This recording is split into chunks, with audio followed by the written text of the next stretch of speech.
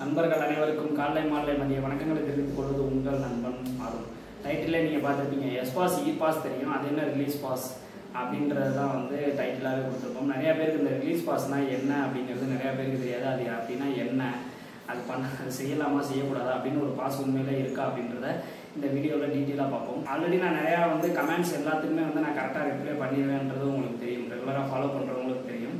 நீங்கள் அதை எந்த டவுட் கேட்டாலுமே கமெண்ட்டில் வந்து என்னால் முடிஞ்ச வரைக்கும் நான் ரிப்ளை பண்ணி கரெக்டாக பதில் சொல்லிடுவேன். ஸோ அந்த வகையில் வந்து நம்ம சப்ஸ்கிரைபர் ஒருத்தர் வந்து கமெண்ட்ஸ் பண்ணியிருந்தாப்புல என்ன கேட்டிருந்தார் அப்படின்னு பார்த்தீங்கன்னா, ஹாய் என்ன ஒரு டவுட், இ பாஸில் 2 டைப் இருக்காமே, ஏஜென்ட் ரிலீஸ் பர்மிட் அப்ளை பண்ணணும்னு பண்ணவான்னு சொல்கிறாரு. E pass with types explain. அவர் கேட்ட கேள்வி E pass with types explain. ரெண்டாவது, என் ஃப்ரெண்டு சொன்னால் ரிலீஸ் விசானா மந்த்லி $1000 ரூம் அண்ட் ஃபுட்டுக்கு பே பண்ணணும் ஏஜென்ட் சொல்கிறான்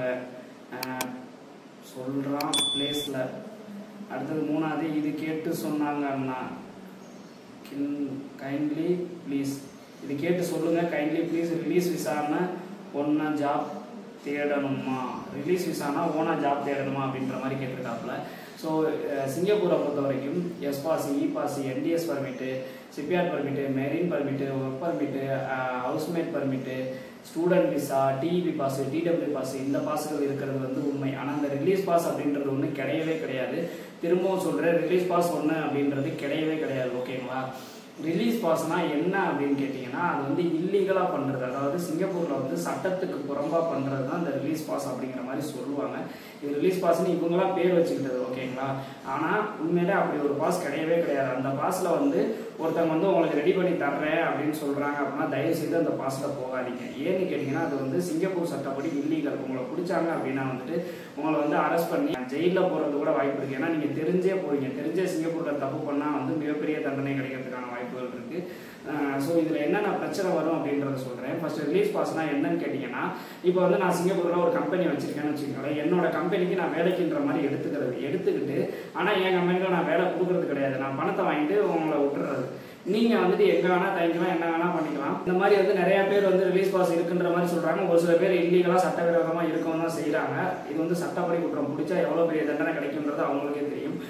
ஸோ வந்து அந்த கம்பெனி வந்து அவங்கள வந்து கண்டுக்கவே மாட்டாங்க. இதே மாதிரி ஹவுஸ்மேட்லேயும் இந்த மாதிரிலாம் பண்ணுறவங்க இருக்கிறாங்க. அதெல்லாம் வந்துட்டு நிறையா பிரச்சனை ஆகிட்டு தான் இருக்குது. நிறைய பேரை வந்து கவர்மெண்ட் பிடிச்சி சிங்கப்பூர் கவர்மெண்ட் வந்து தண்டனை கொடுத்துட்டு தான் இருக்கிறாங்க. மிகப்பெரிய தொகையை ஃபைனாக போடுவாங்க. திருப்பி உங்களால் சிங்கப்பூர்ல போக முடியாமல் போயிடும்.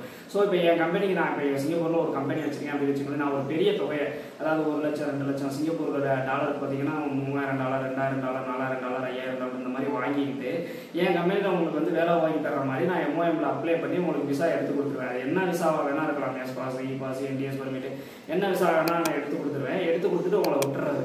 நீங்கள் எங்கேயோ போய் வேலை தெரியுங்க, என்னமோ பண்ணிக்கங்க, மாதம் லெவியை நீங்களே கட்டிக்கங்க அப்படின்ற மாதிரி விட்டுறது. அந்த மாதிரி விட்டுறப்ப என்ன ஆகும் அப்படின்னு கேட்டிங்கன்னா, நீங்கள் வந்து வெளியில் தான் வேலை தேடி போய் ஆகணும்.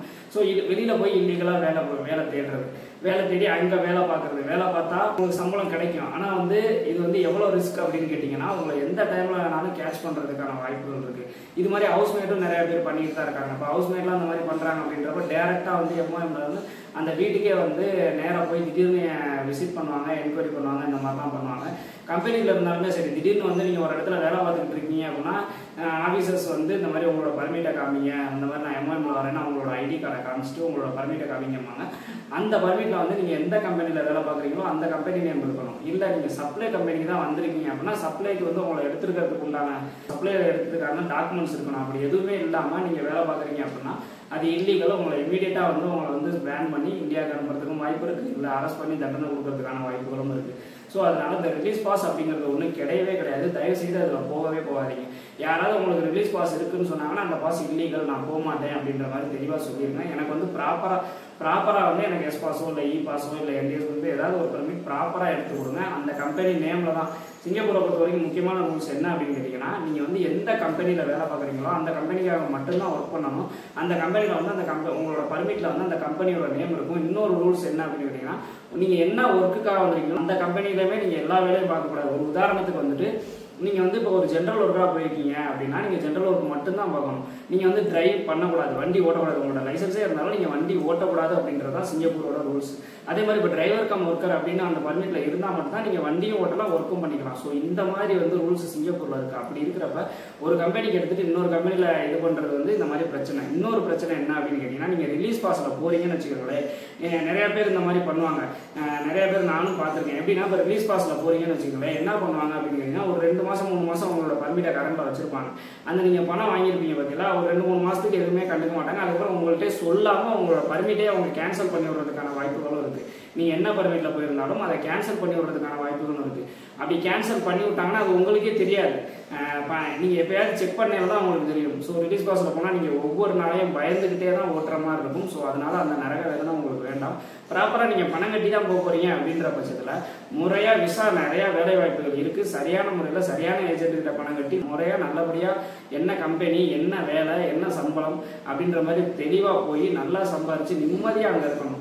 நீங்கள் எல்லா டைமும் பயந்துக்கிட்டே என்ன நடக்குமோன்னு தெரியாது, வேலை கிடைக்குமா கிடைக்காதான்னு தெரியாது, சம்பளம் வருமா வராது. அதே மாதிரி இந்த ரிலீஸ் பாஸில் போகிறீங்கன்னு வச்சுக்கோங்களேன், 1 வாரம் 2 வாரத்துக்கு வேலை வாங்குவாங்க, உங்கள்ட்ட சம்பளம் கொடுக்க மாட்டாங்க.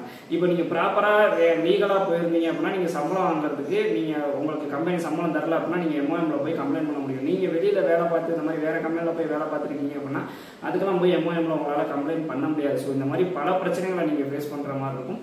அதனால் தயவுசெய்து இந்த ரிலீஸ் பாஸ்ன்ற ஒன்று கிடையவே கிடையாது. யாரும் ரிலீஸ் பாஸில் போகாதீங்க, ஓகேங்களா? இது உங்கள் நல்லதுக்காக தான் சொல்கிறேன். ஸோ இந்த மாதிரி பயனுள்ள தகவலை தெரிஞ்சுக்கணும் அப்படின்னு நினச்சின்னா மறக்காமல் நம்ம சேனலை சப்ஸ்கிரைப் பண்ணி வச்சுங்க. அதில் வேறு ஏதாவது டவுட் இருந்தாலும் கண்டிப்பாக வந்து நம்ம கமெண்ட் செக்ஷனில் கேளுங்க, நான் ரிப்ளை பண்ணுறேன். இன்னும் ஒரு வீடியோவில் சந்திப்போம். பாய்.